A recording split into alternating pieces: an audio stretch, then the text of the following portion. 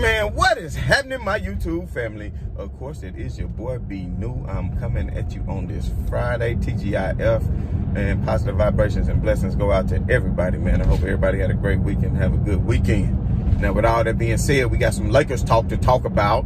Of course, some LeBron James talk to talk about as well as some other things that I need to touch on. But before I get into all of that, you know, I have to touch on that 3-6 Mafia and Bone versus last night. If you didn't know and you didn't see it, you need to go back and watch it, because to me, it was the best versus that we've had since they've been doing the versus. And I tell you what, and I just want to tell y'all this, especially y'all young folk who probably don't know, but Bone and 3-6 Mafia had beef.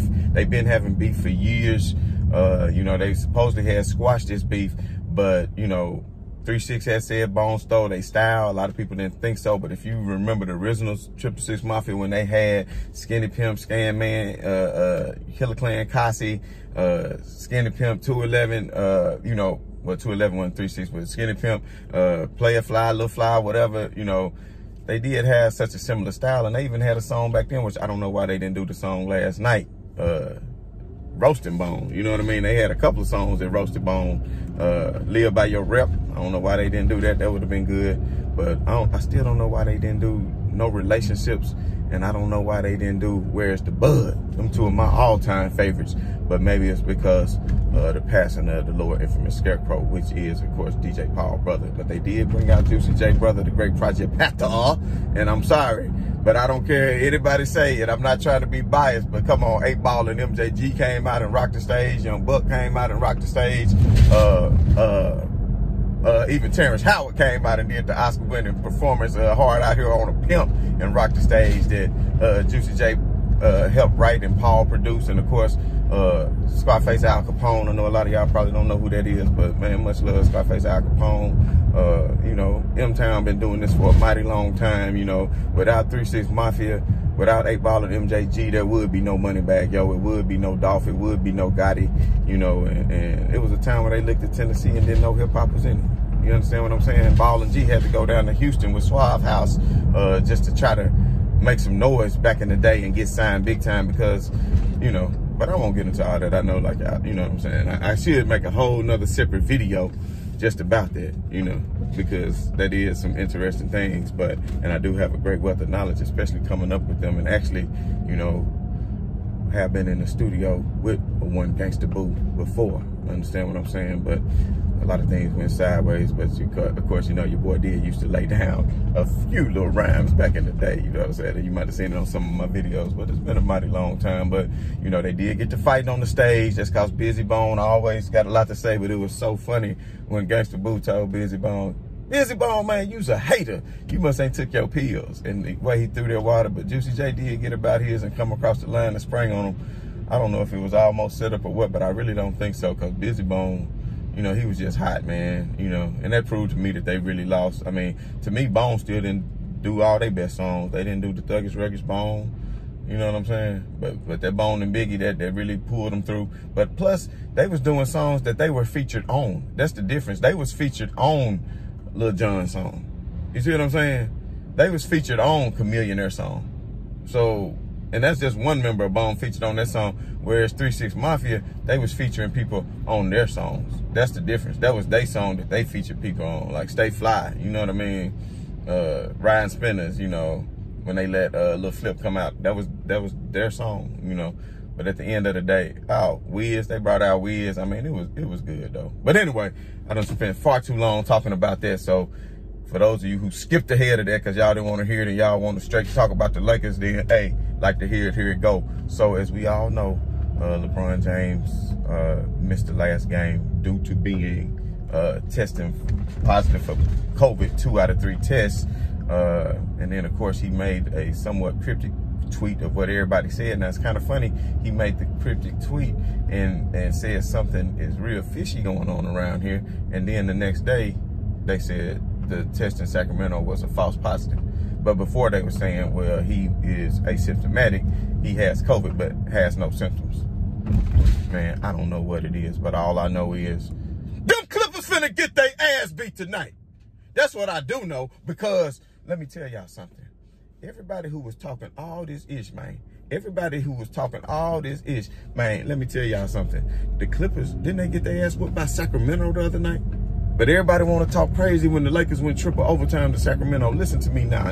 Listen to me now. You might believe me later on, but listen to me right now. The NBA is a deep league. It's way deeper than it ever was in the 90s.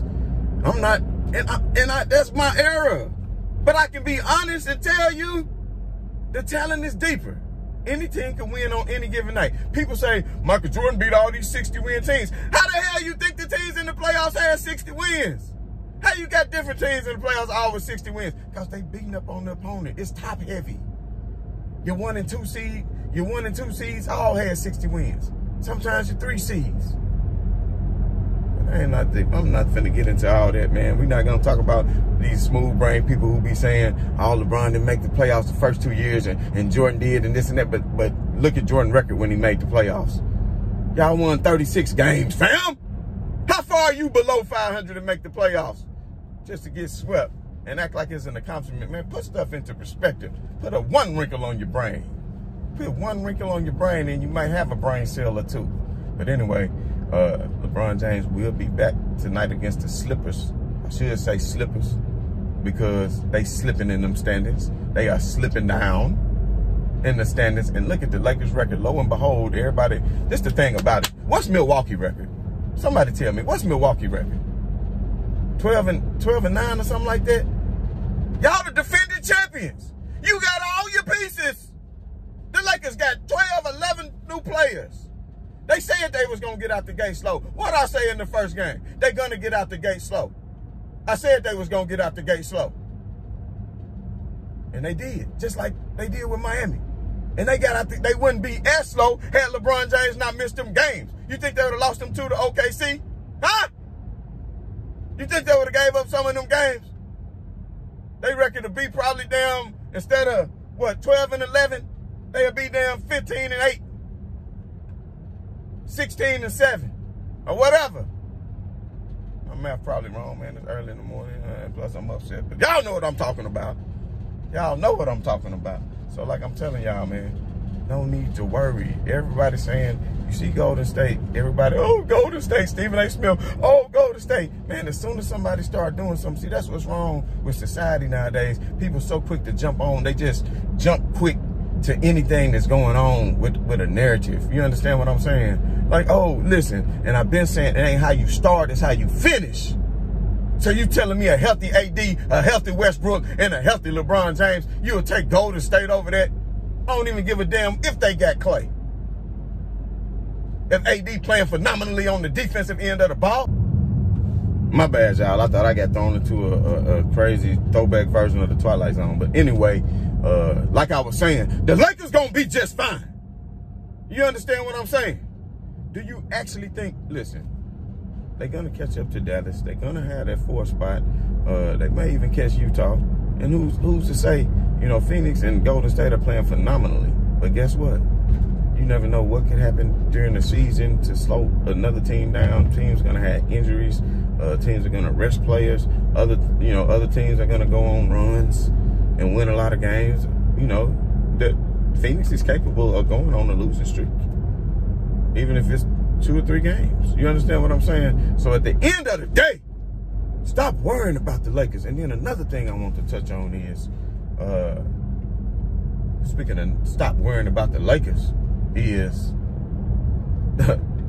ESPN decided to take the Lakers off tonight and put on Golden State and Phoenix for the national televised game. Well, I have to record that because you know what I'm going to be watching. You know what I'm going to be watching. And see, I kind of wonder if ESPN might have rushed in that decision because they thought that this was going to be without LeBron James. But of course, at the end of the day, probably still a good decision by ESPN in a lot of people's eyes, especially those who are LeBron James haters and things of that nature, to see 2 cream of the crop teams, number 1 and 2, 2 cream of the crop teams, number 1 and 2 in the Western Conference, who just had a hell of a game the other night, have a rematch against one another. And I think you know, that's still a good decision by them, and it possibly would get them more viewers. But I'm not so sure, especially with Devin Booker still going to be out tonight. Now, with all that being said, you know, the Lakers and the Clippers are what, 7th and 8th or whatever. So, you know, it's understandable, but it is what it is. You know, I'd rather watch the game on different telecasts anyway, because I'm just telling you what, the ESPN commentators are atrocious for the most part. They don't bring any kind of add value, I think, to the game a lot of times. You know, they're not really breaking down what's going on. Sometimes Jeff Van Gundy and Mark Jackson or whoever, they just get to talking about something that's totally irrelevant, you know, during the play and reminiscing and stuff like that, man. I don't know. I think they could do a lot better. I wouldn't mind being at least a play-by-play analyst or some color analyst for TNT or something. I can maybe show them how it's done. But, yeah, at the end of the day, the Lakers are going to do their thing as always, you know, and people are always going to count them out, going to count out LeBron James, you know, saying he's old, saying that, matter of fact, people saying that Steph Curry is going to surpass LeBron James. Steph Curry win the MVP this year and another ring. That's going to prove, man, listen, that's not going to prove anything. Stop using your smooth brain. How many points do Steph Curry get? Huh? How many points do LeBron James get? Who's going to have the all-time most points of all time while having top 10 in assists? Curry, where your assists at? Where your defensive awards at? I mean, you got to play. I even heard a smooth brain say that Steph is better than Giannis. When Giannis giving it to you on both ends of the floor. Stop and remember, y'all, rings are a team, it's like a team accomplishment. Now, of course, if you're a great player, you contribute into that, and great players get their teams to the finals and help win finals. But you cannot do it all. You are going to need another teammate at some point during any series to step up and play big for you. And that just is what it is. That just is what it is. And that's not always the case. And you got to even think, the first match of Cleveland against the Warriors, how did that go? Well, of course, you know, Kevin Love was already, shoulder was dislocated already in the Boston series, so there was no Kevin Love. As you know, Kyrie shattered his knee in overtime in the first game that went to OT that Cleveland could have won. You understand what I'm saying? And Cleveland still went up 2-1 without their two best players. And anybody with a wrinkle on their brain know that would have been Cleveland series had not been for injuries. But it is what it is. It is what it is. Now let's just be serious now. Let's just be serious. LeBron was without K-Love and Kyrie. Let's just say in any one of the series, had Jordan been without early on Scottie Pippen and Horace Grant, are they winning? They wouldn't even beat Portland, fam, without Scottie Pippen and Horace Grant. It wasn't just all about MJ and Clyde. You understand what I'm saying? Jerome Kersey, Kevin Duckworth, you know, these players, while not Hall of Fame players, they would have held their own against the Bulls' backups to Hope Grant. You understand what I'm saying? But at the end of the day, you know, the Lakers are going to do what they have to do to win a championship this year. And I'm just being honest. If Kyrie Irving does not come back and play for the Brooklyn Nets this year, this is the Lakers championship. And I done put money on it. You understand what I'm saying? So I don't really, tell me a team that's going to beat them in the 7-game series. It's only two that can really contend with them when fully healthy in the 7-game series. And that is Phoenix and Brooklyn. I don't even think Golden State can. Because at the end of the day, you know, you live by the 3, you die by the 3. And if a team can start to play good defense and lock in on you and figure out what you are doing in the course of a series,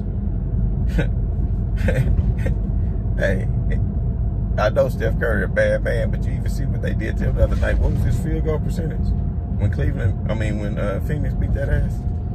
You understand what I'm saying? Without Devin Booker in the second half, you understand what I'm saying? So, you know, everybody can say whatever, but at the end of the day, the Lake Show is going to prevail. LeBron James will have his 5th ring.